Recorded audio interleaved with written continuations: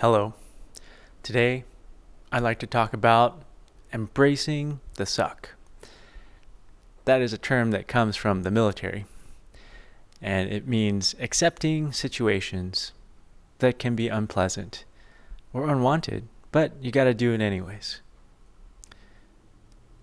It means accepting both the good parts and the bad parts of life. It also means persevering and going through it and continuing to live. Today, I watched, for the first time, a full stand-up comedy sketch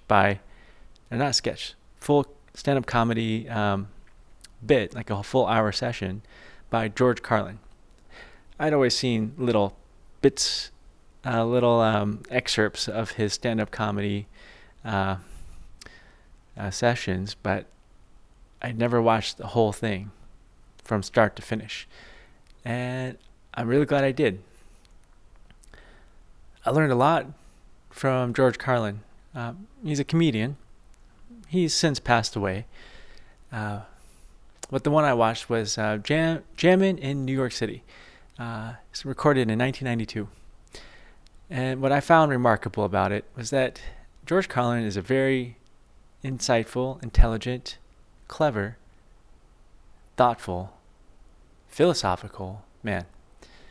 And very funny too. It reminded me of when I read Shakespeare plays in college, because I took a Shakespeare class, and I was reading the plays. The court jester, or the clown in these stories, often does capricious things and like whimsical things, and people don't really take him seriously, but the stuff they actually say is usually the most insightful and wise out of any of the characters in the whole play. This goes across multiple of Shakespeare's plays. But no one really takes the jester or the clown or the fool seriously. Well, a comedian could be seen as a modern day version of that. And what I found was that George Carlin's words were profound.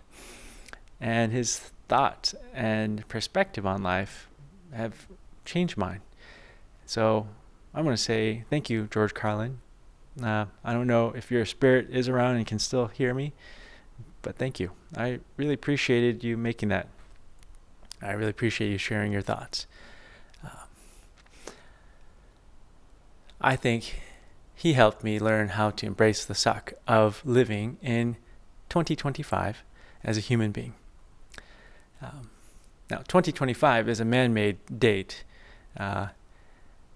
If you really look at it, this is the year 4,500,000,000 something 2025 years old. The Earth has been around for way longer than humans have been around. Humans have been around for like 300,000 years. Earth's been around for billions of years. That's a lot longer. And I've spent a lot of my time in my whole life, but these last couple years, last several years, really like concerned about humanity and whether we're going to survive a bottleneck that's coming up, that is coming. We're entering. We're here already, and we're going through it. The bottleneck is that we made this huge civilization off of the energy of fossil fuels, which is a million years of sunlight buried underground, and then we figured out how to extract it out of the ground and then use it to grow a bunch of food, which made a lot of people. We have billions of people. I'm one of 8.2 billion people walking around alive on this planet. That doesn't include the billions of people that came before us, but there's a ton of people alive, thanks to fossil fuels. Thanks to our ingenuity in digging them out or pumping them out of the ground and making this civilization. And so part of me was very worried about and concerned about that we are not going to be able to live this way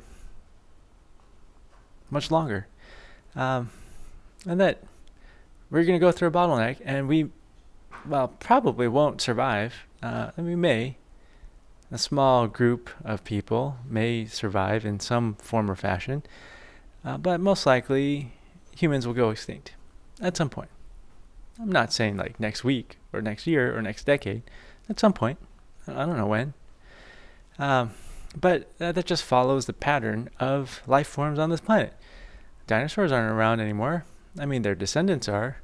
We're descendants of apes. And before that, other creatures. I mean, if you go way back, we are descended from fish that crawled out of the ocean. And if you go even farther back, there's single-cell organisms that somehow became alive and started reproducing.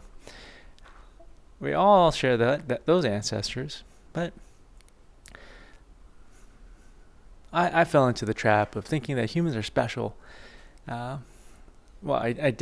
was raised in a religion, Christianity, that tells you that humans are special, but the older I become, I realize that we're not that special. And in fact, we think we're way more special than we actually are.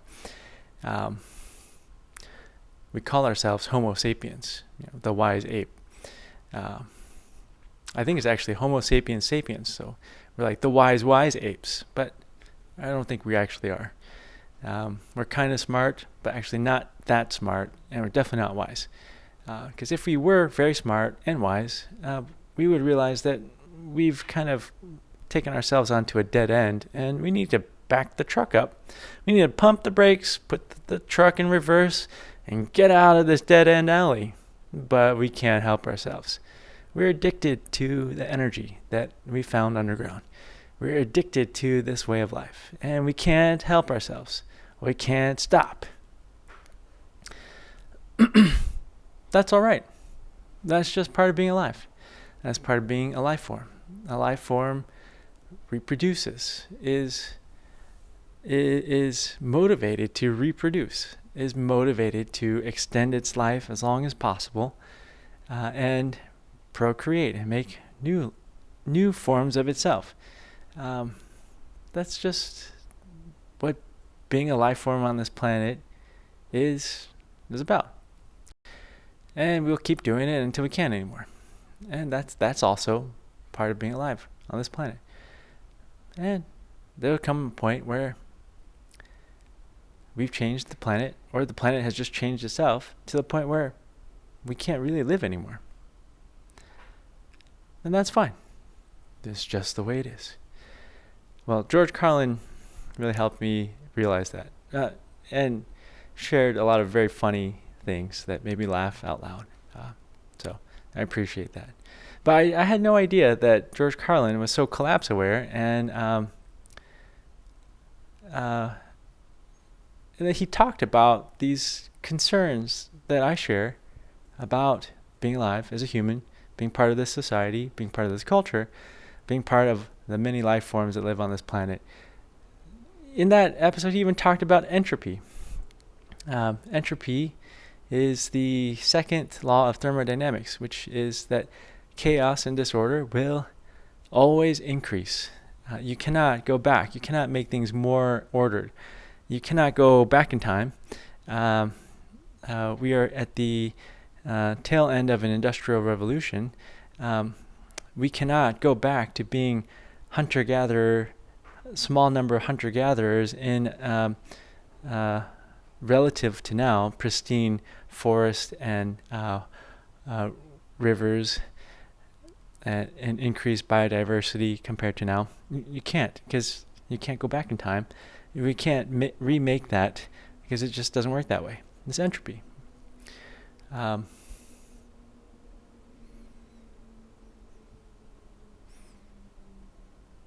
I thought it was really funny when he said that the meaning of being alive as a human being is to make plastic, because plastic sticks around for a long time. It's going to stick around for a lot longer than we are, and that's our legacy, to make plastic.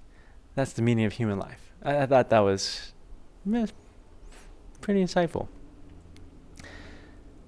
Well, he talked about the second law of thermodynamics, and the then I wondered, what is the first law of thermodynamics?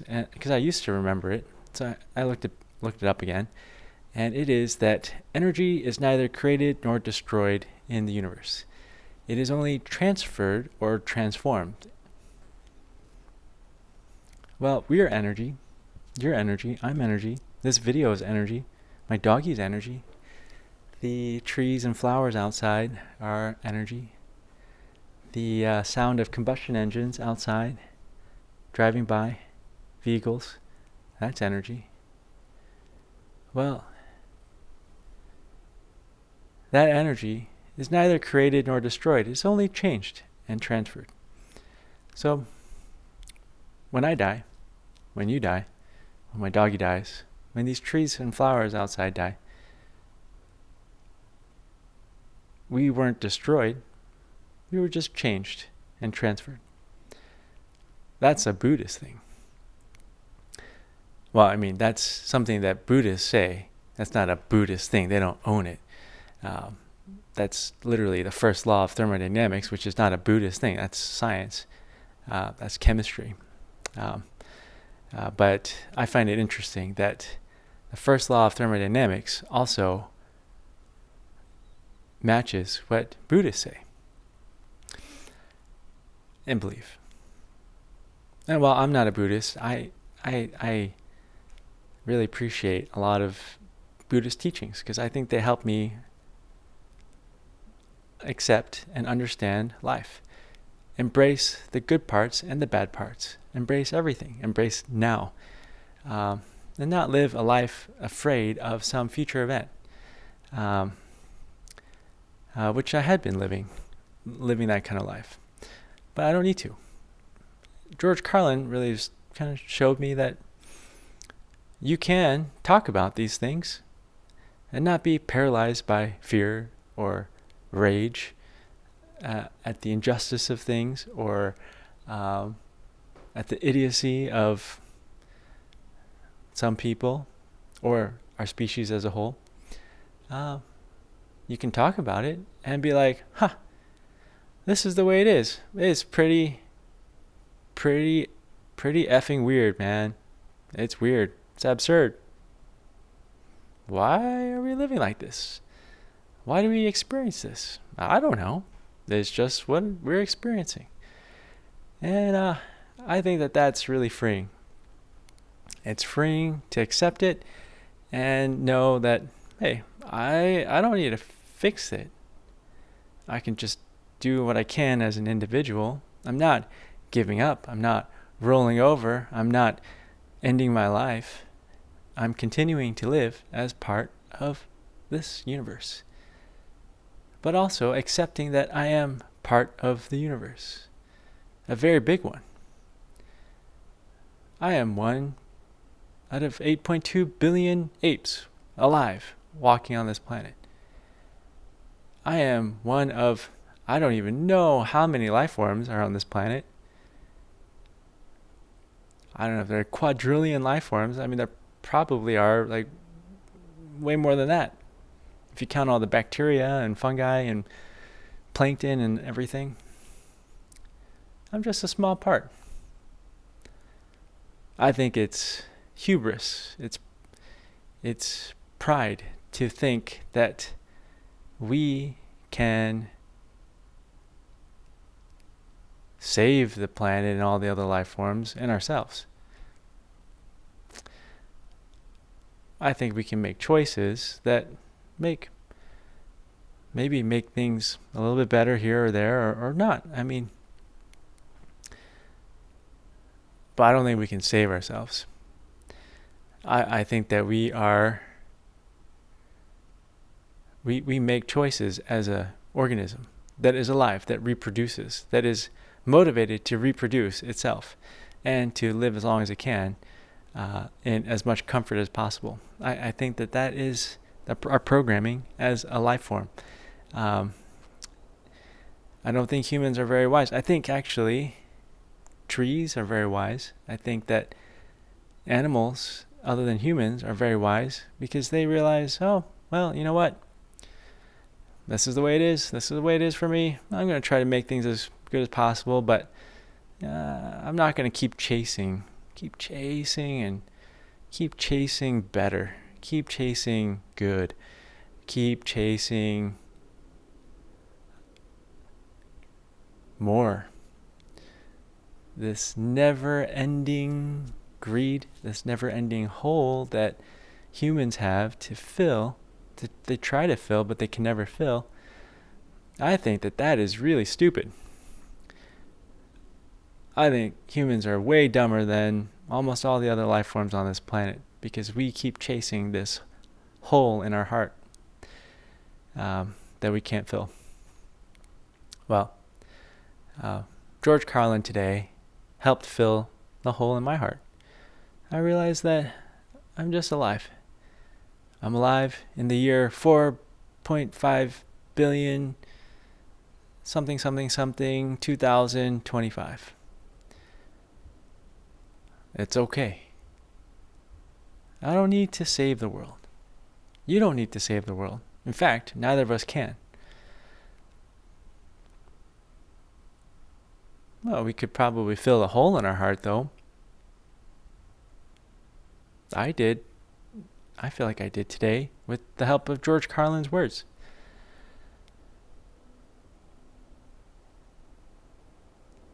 Oh, that's pretty cool. Well, that's all I had to say about embracing the suck. I think embracing the suck has something to do with filling that hole in the heart that we keep trying to fill, but you can't unless you. Well, how do you fill the hole in your heart? I think it's really just accepting the whole entirety of what it means to be alive. The good, the bad, the ugly, the stupid, the smart, the wise, the foolish. Accept everything. The humorous, the not funny, the boring, the exciting, the scary, the pleasant, the peaceful.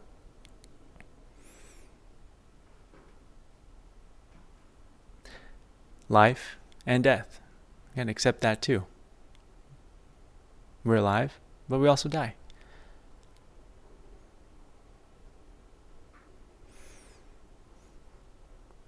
Well, I'm happy to be alive today. I'm happy you're alive. Thanks for watching the video. Bye.